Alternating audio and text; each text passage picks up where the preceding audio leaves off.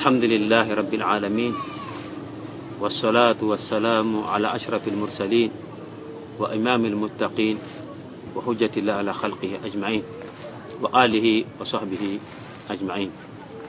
أما بعد, فالسلام عليكم ورحمة الله وبركاته. Toutes les louanges sont dues à notre Seigneur Allah, créateur des cieux et de la terre sans modèle préétabli. J'atteste qu'il n'y a de Dieu que lui et que Mohammed est le sceau des prophètes et sa miséricorde pour l'humanité tout entière. Chers frères et sœurs, voici un événement qui se profile, des jours bénis qui avancent à grands pas alors pour la rencontre de cette communauté bénie. Kuntum khayra ummatin ukhrijat lin-nas.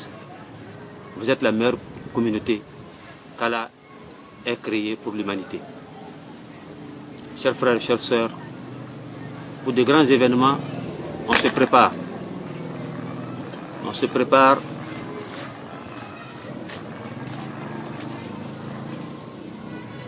pour être à la hauteur de l'attente, à la hauteur de l'événement.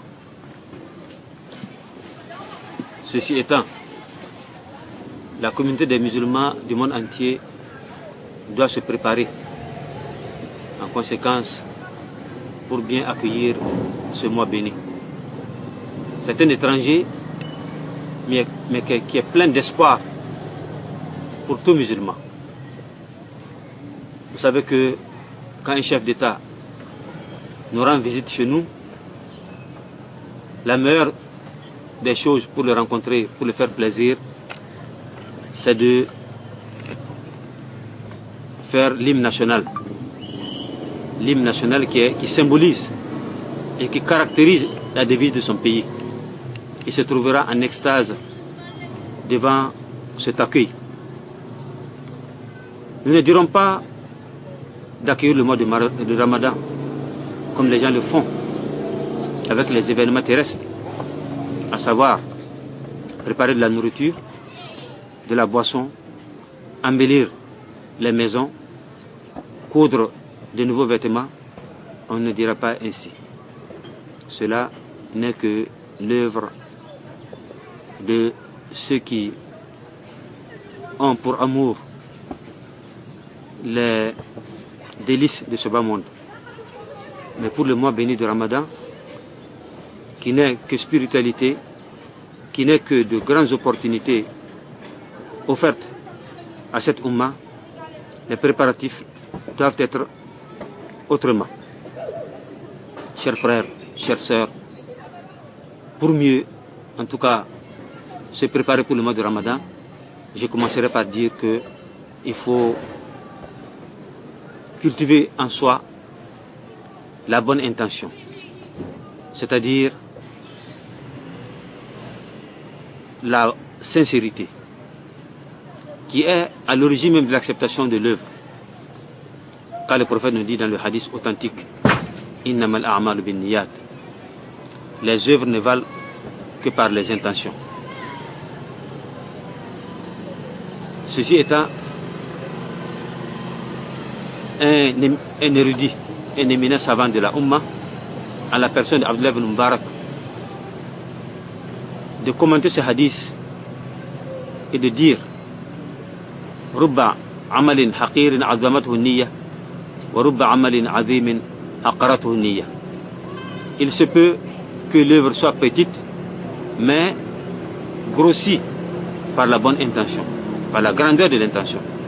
Il se peut aussi que l'œuvre de l'homme, que l'homme pose, soit grande et rendue petite par l'intention, par la mauvaise intention. Donc ceci étant, nous invitons les sœurs et les frères à cultiver en eux alors la bonne intention, alors pour que les œuvres qui seront accomplies dans ce mois béni-là soient totalement exaucées. Donc la bonne intention, alors qui est alors la première des choses, alors que j'invite les frères et les sœurs en tout cas à s'adonner, car c'est la meilleure des façons. Il ne leur a été demandé que d'adorer Allah subhanahu wa ta'ala avec sincérité.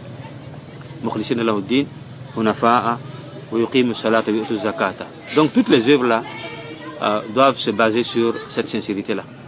Et ensuite le repentir. Le repentir, se répandre à Allah subhanahu wa ta'ala, car tout être humain est fautif. Alors il y a des péchés graves, de grands péchés, comme des petits péchés. Alors vous savez que l'homme, comme on le dit toujours, la plénitude est l'apparence d'Allah subhanahu wa ta'ala. Alors l'homme est toujours incomplet. Dans ce sens, alors pour mieux accueillir ce mois béni, il faut se décharger de ses péchés. Parce que les péchés ne sont que des lourdeurs, des graves choses qui pèsent lourdement sur nous. Voilà. Donc quand on rencontre les mois d'adoration avec des choses qui pèsent sur nous, alors généralement on peine à réaliser les grandes œuvres, les grandes choses. Donc il faut s'alléger. Alors il faut être léger, c'est-à-dire en se repentant, en s'écartant, en s'abstenant, en tout cas des grands péchés comme des petits péchés. Vous savez que les petits péchés sont, comme si on va donner des exemples, comme toucher une peau, la peau d'une femme, alors qui nous est illicite, nous est interdite, c'est-à-dire serrer sa main, regarder ce qui n'est pas à regarder, écouter ce qui n'est pas à écouter, et ainsi de suite.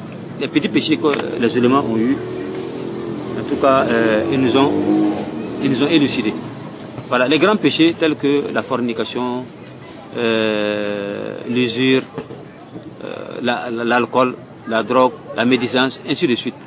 Voilà, donc le musulman doit se repentir, alors pour être léger, alors pour mieux accueillir ce mois béni. En ce mois-là, il sera dans une vivacité incomparable, il sera dans un dynamisme incomparable, alors qui le permettra effectivement d'exécuter, de s'acquitter des devoirs alors de ce mois-là avec plénitude. Et aussi, on doit manifester la joie alors de rencontrer en tout cas ce mois-là, parce que c'est une aubaine divine, c'est une grâce, c'est un bienfait de prolonger ta vie jusqu'à ce que tu atteignes le Ramadan. Donc, vous savez que entre les mois bénis et entre les grandes œuvres, en tout cas, expiation des péchés. C'est ainsi que le prophète sallallahu alayhi wa sallam nous dit, au Ramadan et le Ramadan, kafarat lima baynahuma majtunibatil kaba'ir. Entre deux Ramadans, il y a expiation, absolution des péchés, si toutefois on évite les grands péchés. Ce sont les petits péchés là qui sont absous. Alors si toutefois les grands péchés sont évités. Voilà, donc, chers frères, chères sœurs, alors évitons de regarder ce qui est mauvais, d'écouter ce qui est mauvais, de parler ce qui est mauvais, de toucher à ce qui est mauvais.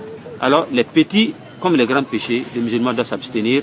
Alors pour être léger, pour être poussé avec un dynamisme vers l'accueil de ce mois béni. Donc aussi, il faut vénérer le mois. Voilà, j'ai dit tantôt, j'ai commencé par la sincérité, la purification de son intention. J'ai secondé par le repentir. Et la troisième des choses, alors pour mieux accueillir ce mois béni là, c'est aimer le mois, connaître le sens même de ce mois là. Alors quand on connaît le sens, effectivement, alors on redoublera les efforts, en tout cas pour y parvenir. Alors sachons que ce mois là n'est pas un mois alors qui vient nous troubler, de nous empêcher de manger et de nous empêcher de nos plaisirs. Mais c'est un mois, c'est un étranger qui porte beaucoup de bonheur pour les musulmans. D'abord, l'absolution des péchés. Alors aussi, l'augmentation des rangs, parce qu'on gravit les échelons dans ce mois-là jusqu'à accéder au paradis.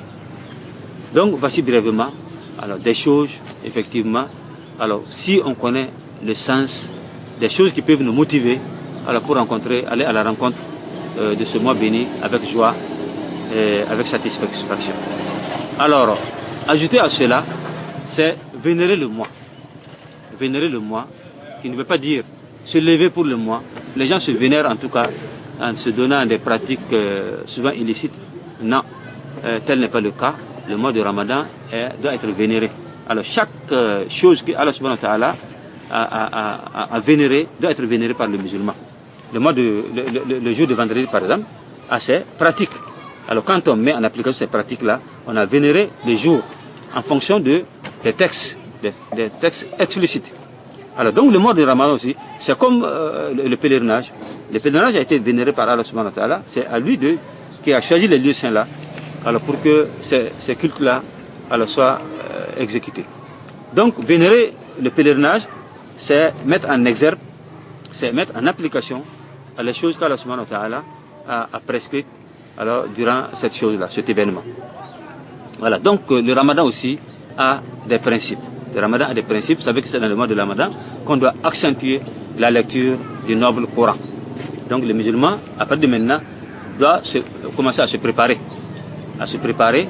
Alors, il a dit au compagnon du prophète sallallahu alayhi wa sallam, de parachever la lecture du Coran chaque semaine. Donc une semaine, les musulmans s'efforcent pour commencer de Al-Fatiha jusqu'à Surat Al-Nas. Donc les musulmans commencent à s'entraîner. Vous savez que les grands matchs là sont précédés par quoi? Par les entraînements. C'est quand on s'entraîne bien qu'on réussit en tout cas à marquer plus de buts dans les compétitions sportives. Je n'aime pas le football, je n'encourage pas le football, mais c'est un exemple tout juste que j'ai pris pour dire qu'il faut s'entraîner d'abord pour mieux aborder l'événement. Donc on doit commencer dès maintenant à lire, à accentuer la lecture du Coran. Et ça c'est la première des choses. Et secondo, à multiplier les prières nocturnes en se préparant, puisque c'est le mois de Laylat al-Qadr, ou du premier du mois jusqu'à la fin, le musulman est appelé à accentuer les adorations à la recherche de cette nuit bénie.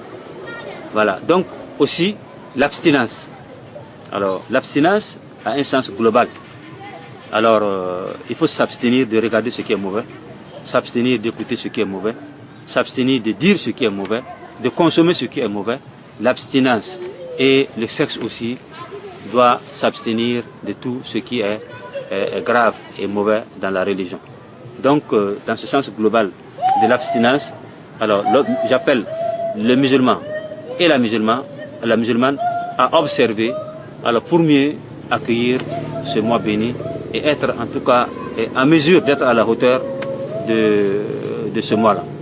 Voilà, donc voici brièvement quelques conseils que je peux donner aux fidèles au Burkina Faso comme dans toute l'Afrique et dans le monde entier pour qu'on accueille ce mois béni-là à bras ouverts. Naam. Alors puisse Allah bénir toujours la Ummah de Muhammad sallallahu alayhi wa sallam. Donc il y a des hadiths, des versets, des petits détails à ne pas oublier durant ce mois-là, car c'est un mois béni. Le prophète a pris soin en tout cas de nous élucider tout ce qui concerne ce mois-là, pour que le musulman mène à bien sa pratique religieuse. C'est dire que c'est le moment où on peut remplir son réservoir. C'est comme si dans les autres mois-là, nous sommes en carence. Donc c'est dans ce mois qu'on peut avoir la plénitude de la spiritualité, de la pratique. Et effectivement, c'est un entraînement, c'est une école, c'est une université, qui nous permet en tout cas de grandir, de grandir en spiritualité, d'acquérir ce qu'on ne pouvait pas acquérir dans les autres mois. Alors donc, à partir de quand on finit le mois là, c'est comme si, on avait déjà, on accède au paradis. C'est ça maintenant le jour de la fête. Alors, on célèbre la fête, comme si Allah nous avait dit que voilà, vous avez fini le rite. Alors aujourd'hui, je prends les anges là pour témoins que vous accédez, vous avez droit à accéder au paradis. Donc c'est ce qui nécessite maintenant la festivité du jour de la fête de Ramadan. Pour montrer effectivement que les musulmans ont eu l'agrément d'Allah subhanahu wa ta'ala, ils ont eu sa satisfaction, ils ont eu droit de citer, droit d'accéder au paradis. Donc à partir de ce jour-là, c'est comme si le réservoir que le musulman a pu remplir à travers ce mois, ce réservoir-là, alors, peut permettre aux musulmans encore de parcourir le reste de l'année jusqu'au Ramadan prochain. Alors, sans fléchir, sans alors avoir une pénurie d'essence quelque part. Donc, c'est un mois, effectivement, à prendre au sérieux avec tous les moyens disponibles. Donc, puisse Allah nous donner la force, effectivement, de bien mettre en exergue alors, tout ce qui concerne ce mois-là. Et Dieu a facilité la tâche en disant au prophète de nous annoncer que les rebelles parmi les djinns sont emprisonnés, ils sont empêchés de nuire à la foi des musulmans. Et c'est pourquoi vous constatez que les mosquées là sont pleines. Et partout, alors tous ceux qui ne fréquentaient pas les mosquées, alors sont assidus. C'est dire que Allah même, subhanahu wa ta'ala, alors a favorisé l'homme de pouvoir bien faire la pratique religieuse dans ce mois-là. Donc, les moussis disent que si on t'aide, il faut s'aider. Voilà. Donc, si on s'aide, il faut s'aider. Donc, Dieu nous a aidés dans ce mois-là. Alors, donc, aux musulmans maintenant, de voir comment alors, il va se dépasser des obstacles pour pouvoir parfaire sa religion dans ce mois béni du Ramadan. Vous savez que chez nous, au Burkina Faso, comme dans les pays laïcs, la musique est un frein. La musique est un frein. Dans le taxi, ton voisin dans le quartier, les maquis, et partout, comme le pays est laïque, et la liberté donnée à tout le monde, donc on se permet maintenant d'élever la voix de la musique alors pour nuire à la foi des autres. Donc dans ce cas, il faut se battre. On ne peut pas dire de quitter le pays. Tu vas où? Où iras-tu? Et ne pas rencontrer encore la musique. La musique est devenue une chose globale maintenant qui nous engloutit partout. Mais aux musulmans de s'efforcer, de faire son effort, le maximum d'efforts pour éviter d'écouter la musique. Alors, moi je préfère que, c'est-à-dire, comme le faisaient certains compagnons du prophète sallallahu alayhi wa sallam, alors quand ils jeûnent, ils se détachent, ils s'isolent quelque part pour ne pas être en contact avec les péchés. Parce que si les péchés sont là, petit à petit, ça nous entraîne. Ça peut nous entraîner petit à petit jusqu'à vers le pire. Donc évitons d'écouter ce qui est mal, alors tel que la musique. Alors ceux qui sont dans les marchés, alors doivent aussi éviter d'écouter ce qui est mal. Vous savez que dans les marchés, c'est toujours la médisance. Donc il faut, pour parfaire son ramadan, quand le prophète sallallahu alayhi wa sallam nous a dit clairement qu'il ne suffit pas de s'abstenir de manger, de boire. Alors si toutefois on a laissé les autres membres du corps, alors c'est-à-dire faire les péchés, donc ça entache alors la propriété et la sérénité de notre jeûne. Donc dans ce cas, alors ceux qui sont dans les marchés, alors ceux qui sont dans les écoles, ceux qui sont encore, parce que toujours quand il y a les attroupements, quand les gens se réunissent et qu'il n'y a pas assez de foi, alors on se permet de dire de n'importe quoi, de raconter de n'importe quoi, alors que ça nuit à la santé de notre religion et de notre jeûne. Donc je lance un appel à ceux-là, alors de s'abstenir, alors de ne pas écouter ce qui est mauvais, de ne pas dire ce qui est mauvais, de ne pas consommer ce qui est mauvais, de ne pas regarder aussi ce qui est mauvais. Vous savez qu'aujourd'hui les jeunes filles ne cherchent que plaire aux garçons. Alors à travers leur tenue vestimentaire, alors elles font tout, elles mettent du parfum, alors elles portent des habillements indécents. Alors tout cela, alors pour plaire aux hommes, alors pour les amener loin de la droiture. Donc c'est vraiment un combat alors que le musulman doit se livrer, et parce que être dans la pourriture et éviter, feinter un peu les choses, nous donne plus d'avantages et beaucoup de rémunération que si on s'était isolé quelque part pour adorer Allah subhanahu wa ta'ala. C'est pourquoi celui qui arrive à parfaire sa religion dans une société, un contexte aussi mauvais que le nôtre, alors se verra plus récompensé que celui qui est dans un contexte plus favorable, comme le contexte de certains pays arabes, par exemple. Donc nous appelons les frères et les sœurs, alors, dans les contextes aussi difficiles, surtout à la fonction publique, là où on est tenté souvent d'être dans le mixage, on est tenté souvent être dans...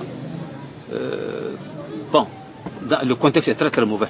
Je ne sais pas comment décrire cela. Alors, ce sont les fonctionnaires qui se connaissent. Alors, dans de telles situations, c'est aux musulmans de voir par quel combat. C'est ça, et c'est ici même le vrai djihad là. Djihad de nafs. C'est-à-dire pour parfaire sa religion, combattre le moi. C'est-à-dire cette impulsion interne qui nous pousse vers le bas. Alors que nous, on veut aller vers le haut. Donc c'est vraiment un combat, une lutte très acharnée qu'on doit mener en Afrique ici pour pouvoir parfaire sa religion. Donc le mois de Ramadan était vraiment une occasion, une aubaine pour tout musulman. Alors d'abord de remplir son réservoir et aussi de mener à bien, c'est-à-dire le combat contre son impulsion interne, contre Satan qui le suit durant toute l'année. Donc celui qui réussit en tout cas dans le combat de ce mois-là, peut facilement réussir dans les autres mois. Alors il se verra plus puissant que Satan. Il se verra en tout cas, l'homme en tout cas comme Omar ibn Khattab qui, alors, si Satan le voit venir, alors il quitte la route, alors de peur de ne pas le rencontrer. Parce qu'il sait qu'il n'a pas de pouvoir, en tout cas cette personne-là, qui en tout cas s'est forgé, cette personne qui s'est cultivée avec la sagesse du prophète sallallahu alayhi wa sallam et la sagesse du Coran. Donc voici une grande opportunité, grandement offerte à cette communauté des musulmans, alors pour qu'ils parfaisent leur religion. Nous ne sommes créés que pour ça. Alors c'est pour avoir l'agrément d'Allah subhanahu wa ta'ala, à travers d'abord le tawhid, à travers aussi la prière, à travers l'aumône légale, la zakat, et aussi à travers le jeûne comme le pèlerinage. Voici les 5 piliers de l'islam, alors que les musulmans doivent s'efforcer. Il est créé pour ça. Donc c'est à travers la perfection de ces 5 piliers-là, alors que le musulman peut se distinguer de l'autre. Et les musulmans même se dépassent à travers cette perfection. Les gens ne sont pas alors de la même manière. Ils ne sont pas sur les mêmes pieds d'égalité. Alors les gens se dépassent ici. C'est à travers la taqwa, la crainte d'Allah subhanahu wa ta'ala, qu'il y a la grande différence entre les hommes. Donc voici cette opportunité-là. Car Allah subhanahu wa ta'ala, quand il a cité le verset dans la sourate Al-Baqarah, Ya ayyuhallazina amanu, il a d'abord interpellé les croyants. Ya ayyuha, vous qui avez cru, kutiba alaykum siyam. Donc ça concerne ici les croyants. Alors les croyants, alors pour qu'ils atteignent un autre, c'est-à-dire un autre niveau. Donc d'abord, ils sont croyants. C'est pour qu'ils sont interpellés d'observer le jeûne du mois. Ya ayyuhallazina amanu, kutiba alaykum siyam, kama kutiba ala allazina min qablikum. Alors, vous qui avez cru, alors nous avons prescrit le jeûne du mois de Ramadan sur vous, comme nous l'avons prescrit à ceux qui vous ont dévancé. Pourquoi? La'allakum tattaqun, pour que vous atteigniez ce niveau-là, le niveau de la crainte d'Allah subhanahu wa ta'ala. Donc c'est ça le but. C'est ça le but. Même l'adoration, toutes les adorations, même la prière là, c'est pour nous amener vers le haut. Pour qu'on atteigne en tout cas ce niveau-là, le niveau de la crainte d'Allah subhanahu wa ta'ala. Puisque en islam, il y a des degrés. Il y a des degrés. Alors, le haut degré, c'est quoi? C'est la crainte d'Allah subhanahu wa ta'ala, khashyatullah, c'est devenir un muhsin.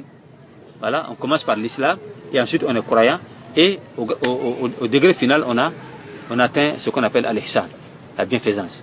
Non. Donc, les jeunes aussi veulent nous apporter, alors, vers ce haut niveau-là.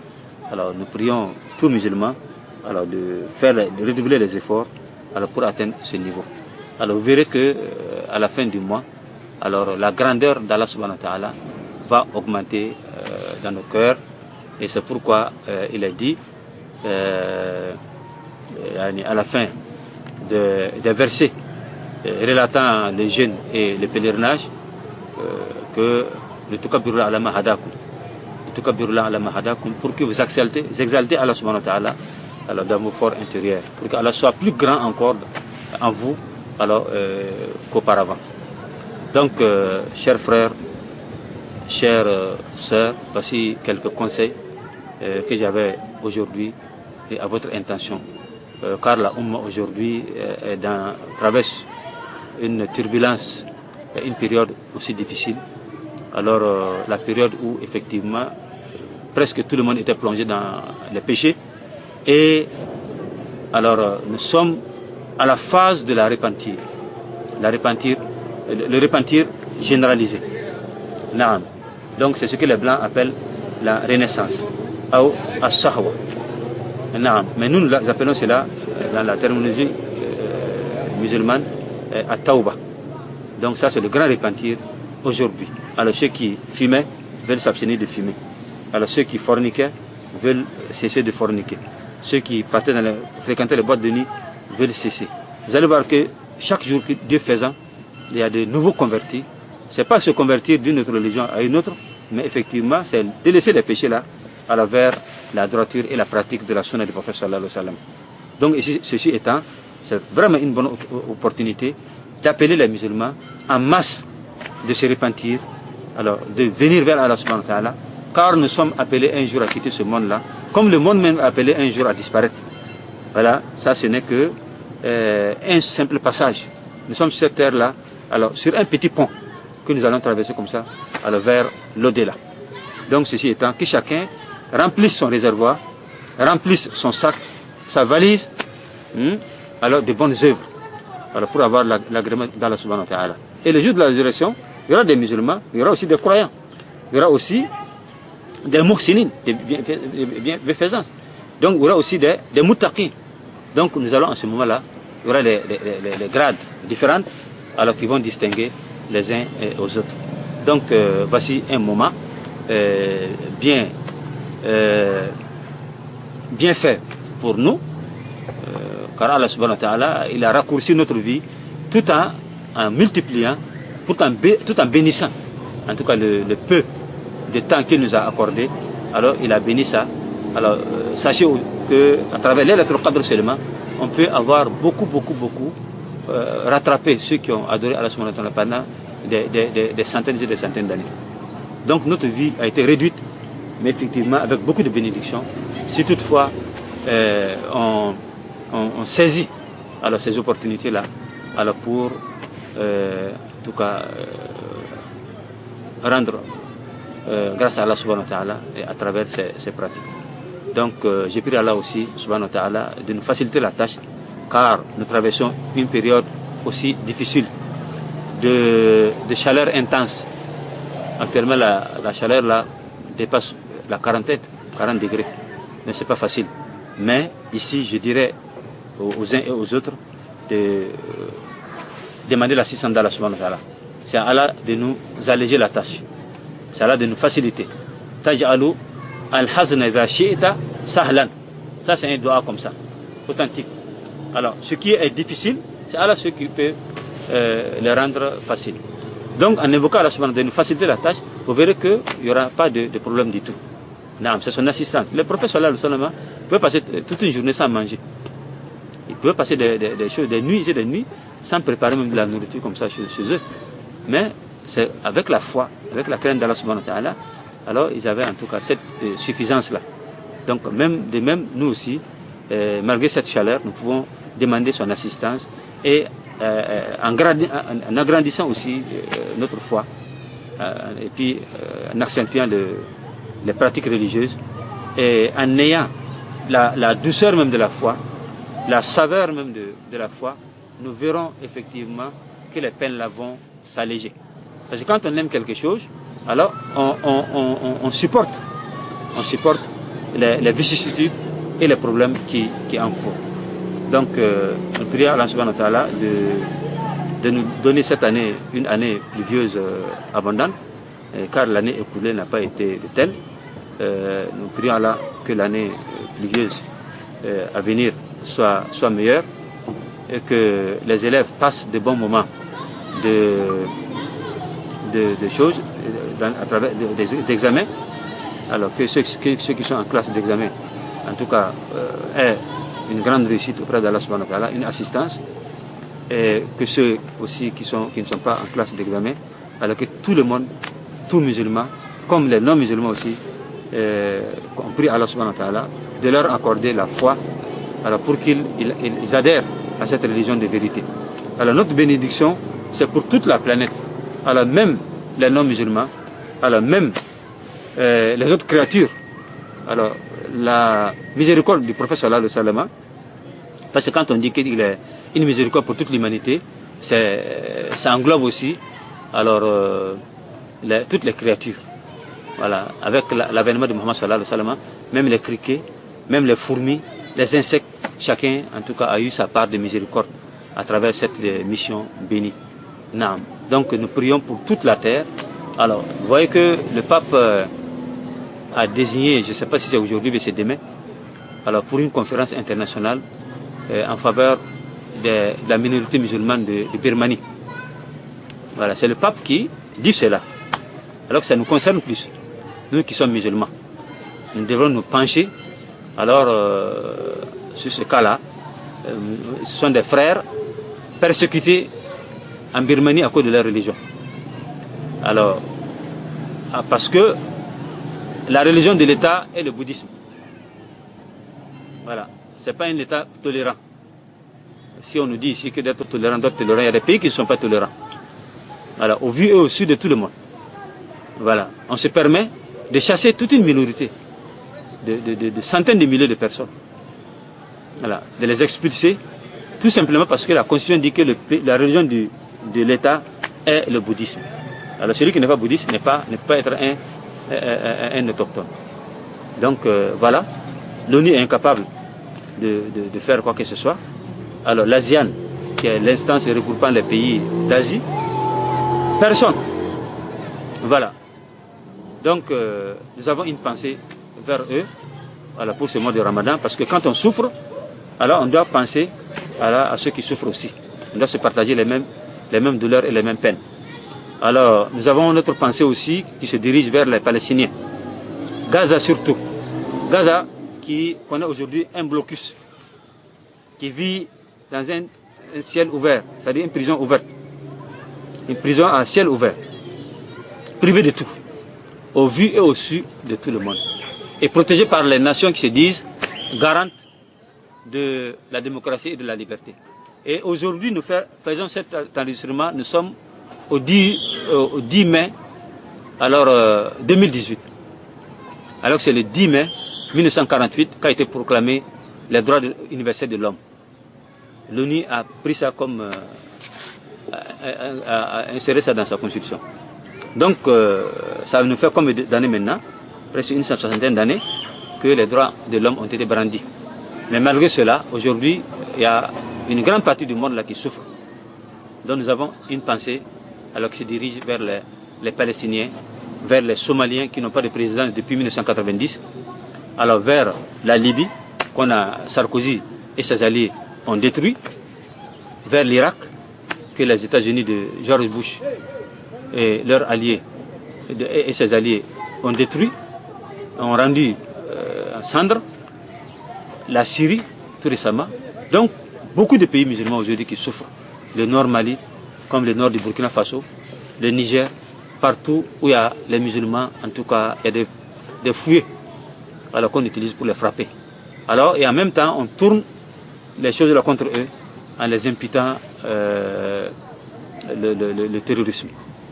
Donc nous avons notre pensée qui se dirige vers tout ce monde, alors même le monde non musulman où il y a de l'injustice.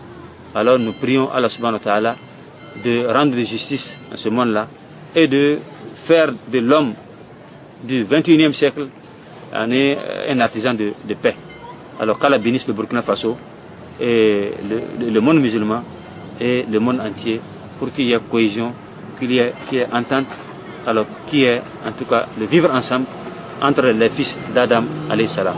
Wassalamu alaikum wa rahmatullahi wa barakatuh. Wa alaikum salam wa rahmatullahi wa barakatuh.